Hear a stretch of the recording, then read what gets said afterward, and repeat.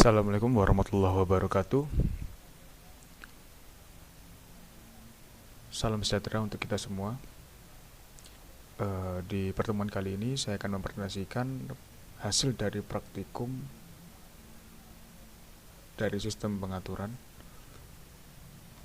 Perkenalkan, nama saya Januari Dian Ciatur, jurusan Teknik Elektropagi dengan NPM 03 2020 107680. Dengan Kepala Laboratorium Pak Yulianto Agung Prabowo, STMT, dengan Asisten Laboratorium 1 Mas Andiko Pradianto Koputro, dan juga dibantu dengan Asisten Laboratorium 2 Mbak Rohma Kunchoro Putri. Ini adalah laboratorium sistem pengaturan. Baik, di modul praktikum terdapat beberapa modul, yaitu yang pertama dibagi dengan kontrol analog dan juga kontrol PID. Yang kontrol analog dibagi menjadi dua, yaitu satu percobaan kecepatan motor dan masukan saja, dan yang percobaan dua kecepatan motor dan karakteristik beban. Dan dibagi lagi dengan kontrol PID. Yang pertama adalah membahas tentang kontrol analog percobaan satu, yaitu kontrol kecepatan motor DC secara open loop tanpa beban rem. Ini adalah gambar pengawatan dari simulasi agar bisa merangkai. Seperti ini gambarnya. Ini adalah data hasil percobaan pertama dengan input motor. Saya mencoba dengan tegangan 3, 5, 6, 7, 8, 9, 10, dan yang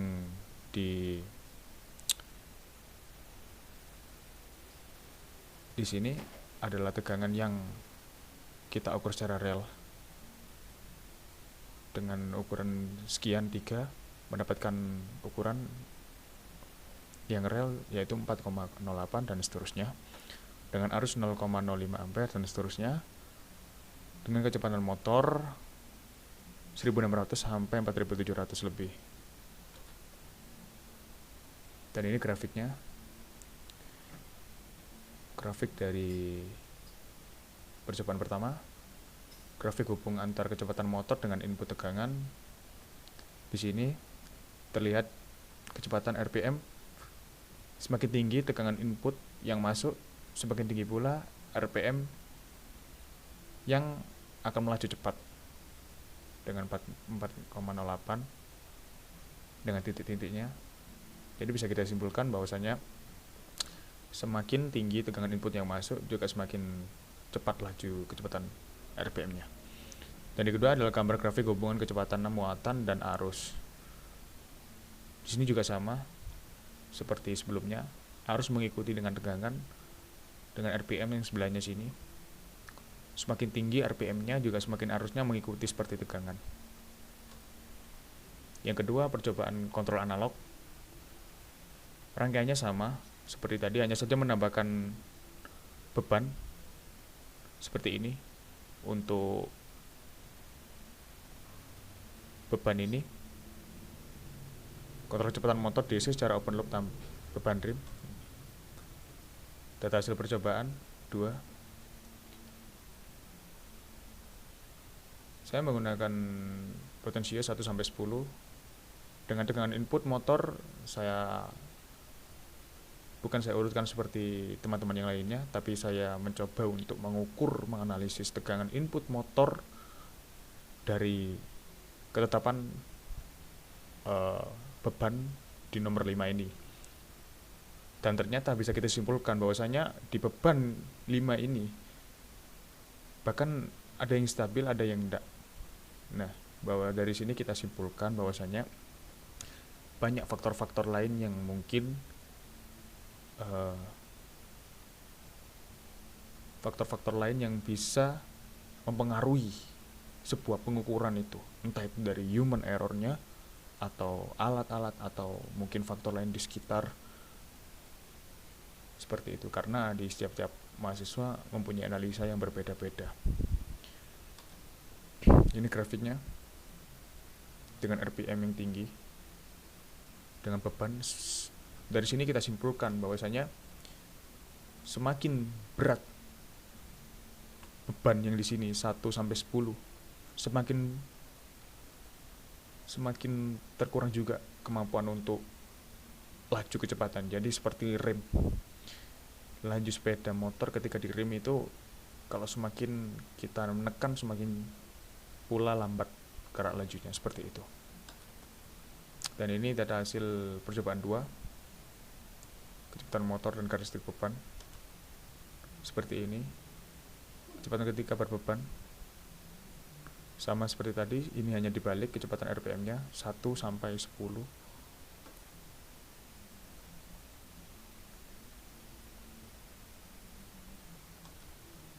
Analisanya adalah di sini. Dari gambar grafik hubungan antara kecepatan motor dengan tegangan input ketika diberikan ke tegangan sebesar 4,9 mengenai kenaikan rumus secara bertahap. Dari gambar 1.2 hubungan posisi rem dengan kecepatan berbeban dengan beban 1 sampai 10 terlihat sedikit demi sedikit kecepatan akan menurun.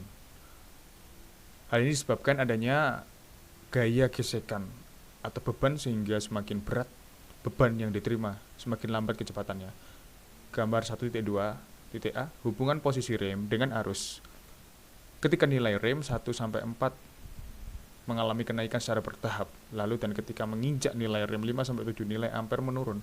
Hal ini disebabkan faktor-faktor di luar percobaan pada simulasi praktikum seperti komponen yang kurang akurat atau human error-nya sendiri. Seperti itu. Dan gambar 1.2.b hubungan posisi rem dengan kecepatan rem berbeban dengan memiliki rem 2 sampai 9 naik secara bertahap. Hal ini bisa dikatakan normal karena beban nilai rem menyampaikan cepat laju kecepatan bertambah. 1.2.b hubungan posisi rem dengan arus dengan nilai beban rem 3 sampai 10 menurun secara bertahap. Hal ini disebabkan semakin berat beban yang ditimbun secara logika bertahap. Hal ini akan menyebabkan secara beban ini membuat laju motor itu semakin lambat. Seperti itu. Sebenarnya dari grafik di atas bisa kita simpulkan bahwa setiap analisis mahasiswa mempunyai kekurangan dan kelebihan dari setiap faktor-faktor lain yang menyebabkan akurat atau tidaknya sebuah simulasi rangkaian dan pengukuran. Oleh sebab itu, kita harus lebih efektif, produktif untuk mempelajari setiap prosedur sebelum memulai. Kontrol PID yang terakhir. Ini adalah rangkaiannya dan kita harus disupport, harus menggunakan software MATLAB karena habis mengukur di realitanya, lalu kita masukkan rumus ke PID ini. Dengan kontrol kecepatan motor DC menggunakan kontrol PID, di mana PID itu sendiri terdiri dari yang pertama kontrol proporsional. Nilai KP menentukan cepat lambatnya rest time respon sistem menuju state. Kontrol integral berfungsi untuk memperkecil nilai error pada respon sistem. Kontrol derivatif berfungsi untuk meredam overshoot pada respon sistem. Ini data hasil percobaan PID. Saya hanya mencoba data kelima aja. Satu saja soalnya. Ini grafik percobaan MATLAB mencari TL-nya seperti ini. Dan ini plotnya seperti ini. Dan ini mencoba untuk mencari grafik yang lainnya. Seperti ini mencari nilai KPI, TI, TOI, dan TD menggunakan Zegner-Nichols. Seperti ini perhitungannya. Yang dimana KP1 bertemu 35,5 dan TOI-nya 0,00372 dan TD 0,00093. Di sini rumusnya. Nah, ini mencoba mencari grafik karakteristiknya seperti ini. Dengan rest time 90%, settling time constant, time delay, rest time. Mencari dari state yang errornya di mana grafik ini. Bagian bisa harus rata. Seperti ini plotnya. Ini perhitungannya error steady state, nilai input errornya 0%. Dengan time konstannya 0,63 pada waktu 0,002677 detik. Dengan rest time respon mulai 5% sampai dengan 95%. atau juga bisa 10-40% dari respon steady state. Dan ini 0,1 pada waktu 0,000378,5 detik, dan 90% bertemu dengan hasil 0,9 pada waktu 0,004227 detik. Dan setelah timnya juga ketemu respon setelah masuk kurang lebih 5% dengan hasil 0,05. Jadi 0,05 sama dengan 0,95 pada waktu 0,004572 detik. Dengan tim delay 50%, 50% dibagi 1 kali 1, 0,15 pada waktu 0,00257 detik.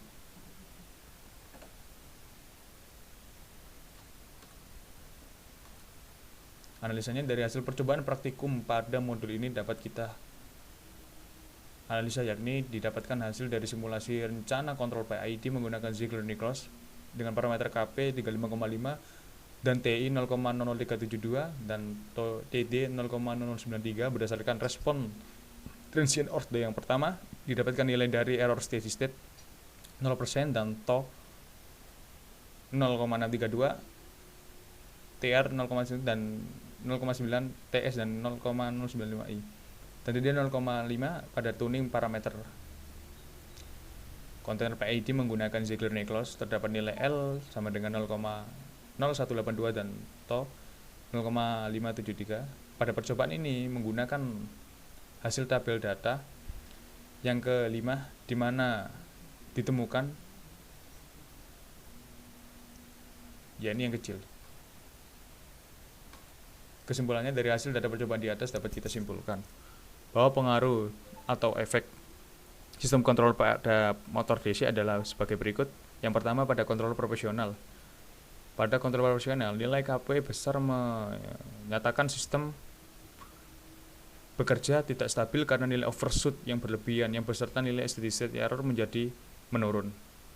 Yang kedua, pada kontrol integral, nilai KI dapat membuat steady state error hilang dari sistem namun respon lebih lambat, bahkan nilai KI yang besar dapat overshoot seperti halnya yang tadi. Jadi kita bisa menyimpulkan di sini bahwasanya masih terdapat error. Sekian dari saya, Januar dan Ciatur. Kurang lebihnya mohon maaf sebesar-besarnya. Wabillahi taufiq wal hidayah. Wassalamualaikum warahmatullahi wabarakatuh.